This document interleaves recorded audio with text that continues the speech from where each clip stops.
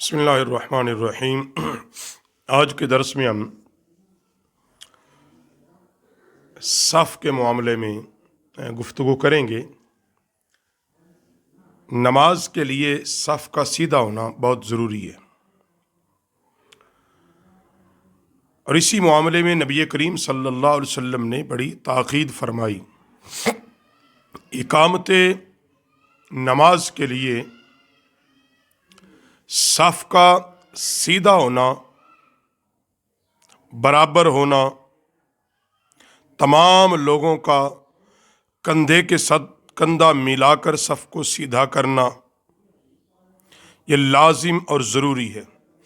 بخاری شریف کے اندر حضرت نعمان بن بشیر رضی اللہ تعالیٰ عنہ فرماتے ہیں کہ ایک دن رسول اللہ صلی اللہ علیہ وسلم نکلے اور نماز کے لیے کھڑے ہو گئے، حتیٰ کہ تکبیر کہنے ہی لگے تھے، یعنی سرکار آئے، نماز کے لیے کھڑے ہو گئے، اب جماعت کے لیے تکبیر کہنے ہی لگے تھے کہ ایک آدمی کو صف میں سے سینہ نکالے ہوئے دیکھا، یعنی ایک آدمی کچھ اس انداز میں کھڑا تھا کہ اس کا سینہ چھاتی صف سے باہر تھی۔ نبی کریم صلی اللہ علیہ وسلم نے فرمایا، اللہ کے بندو، تمہیں صفیں ضرور سیدھی کرنی پڑیں گی۔ نبی علیہ السلام نے فرمایا تمہیں ضرور بھی ضرور صفیں سیدھی کرنا پڑیں گی، ورنہ اللہ تم میں باہم اختلاف ڈال دے گا۔ اللہ تم میں باہم اختلاف ڈال دے گا اگر تم صفوں کو سیدھا نہیں کرو گے۔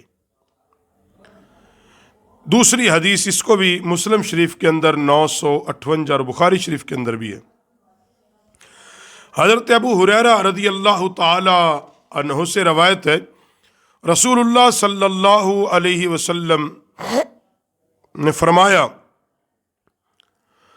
اور حضور علیہ السلام نے فرمایا، جب تم میرے چہرے کا رخ اس طرف دیکھتے ہو، اللہ کی قسم مجھ پر تمہارا رکوع اور خشوع پوشیدہ نہیں، اور میں تمہیں اپنے پیچھے سے دیکھتا ہوں۔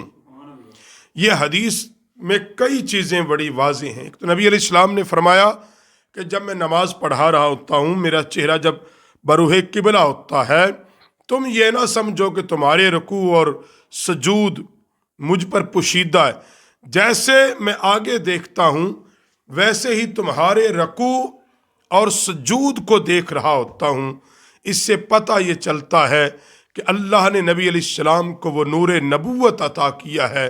مصطفیٰ جیسے آگے دیکھتے ہیں ویسے ہی پیچھے بھی دیکھ لیتے ہیں۔ تو نبی علیہ السلام نے صحابہ کو تاکید کی۔ حضرت انس پاک فرماتے، نبی علیہ السلام یہ فرمایا کرتے تھے، سیدھے ہو جاؤ، سیدھے ہو جاؤ، سیدھے ہو جاؤ، قسم ہے اس ذات کی جس کے قبضہ قدرت میں میری جان ہے۔ نبی علیہ السلام قسم اٹھاتے، میں تمہیں اپنے پیچھے سے اسی طرح دیکھتا ہوں جس طرح تمہیں اپنے سامنے سے دیکھتا ہوں۔ نبی علیہ السلام سیدھا ہونے کی تاکید صحابہ کو کرتے صف کے اندر۔ اب اس سے آگے جو بات ہو رہی ہے، یہ 3 احادیثیں جو 4 میں نے عرض کر دی ہیں، یہ تھا صف کو سیدھا کرنے کی تاکید۔ اب ہمارے ہاں ایک مسئلہ ہوتا ہے کہ پہلی صف ابھی مکمل نہیں، پیچھے سے دوسری میں کھڑے ہو جاتے ہیں، اب آگے پہلی نامکمل ہے۔ تو اس کے بارے میں نبی کریم صلی اللہ علیہ وسلم نے فرمایا، ابو داؤد شریف کے اندر 671 نمبر حدیث، حضور نے فرمایا پہلی صف کو مکمل کرو، پھر اس کے بعد والی کوئی کمی ہو تو وہ آخری صف میں ہونی چاہیے۔ یعنی نبی علیہ السلام نے پہلی صف کو مکمل، یعنی اس کو سادہ سمجھا دوں تو یہ ہے، جب صفیں بن رہی ہیں تو اگلی صفوں کو مکمل کیا جائے، اگر کوئی کمی ہو تو سب سے آخری صف میں ہونی چاہیے۔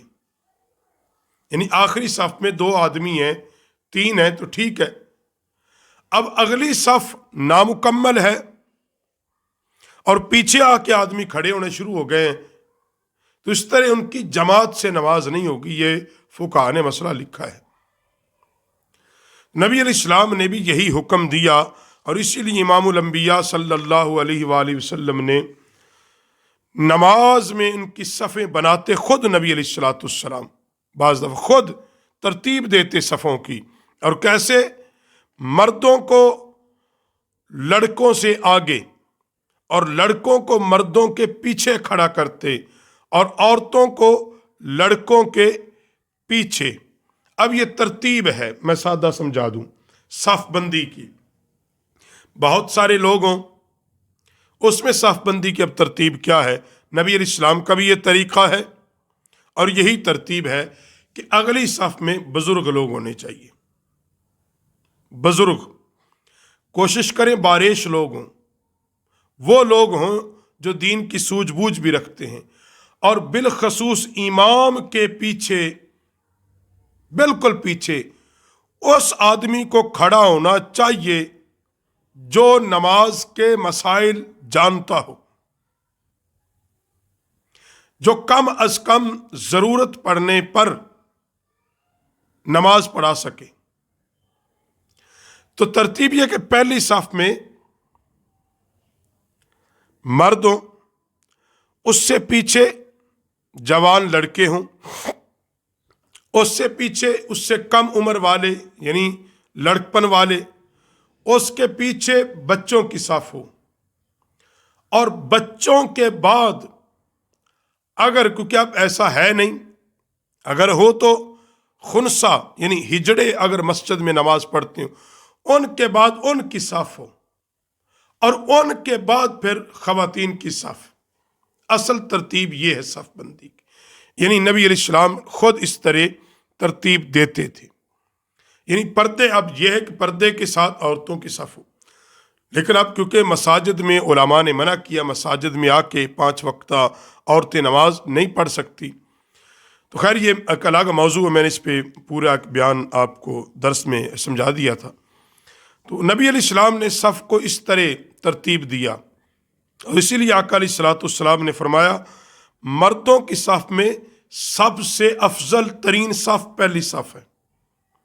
مردوں کی صف میں بہترین صف پہلی صف ہے اور عورتوں میں سب سے افضل صف آخری صف ہے. وہی کہ عورتیں سب سے آخر میں ہونی چاہیے.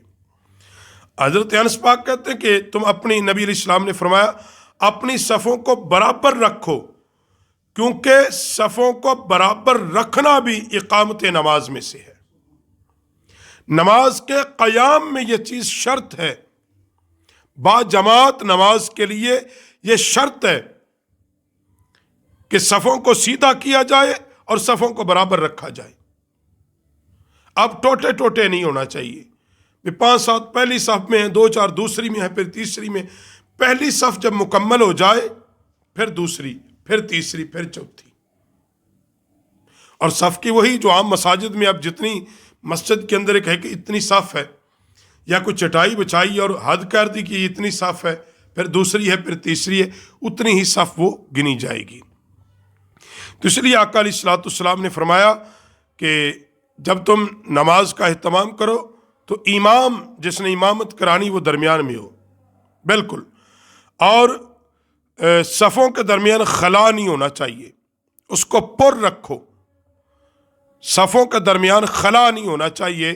تو صفوں کو سیدھا کرنا اقامت نماز کے لیے ضروری ہے اور اسی کا حکم نبی کریم صلی اللہ علیہ وسلم نے دیا اور اس کی بڑی فضیلت ہے.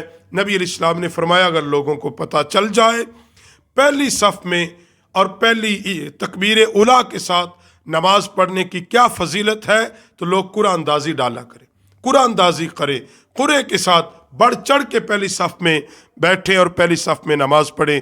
اللہ رب العالمین ہمیں صفوں کو سیدھا کرنے کی توفیق بخشے.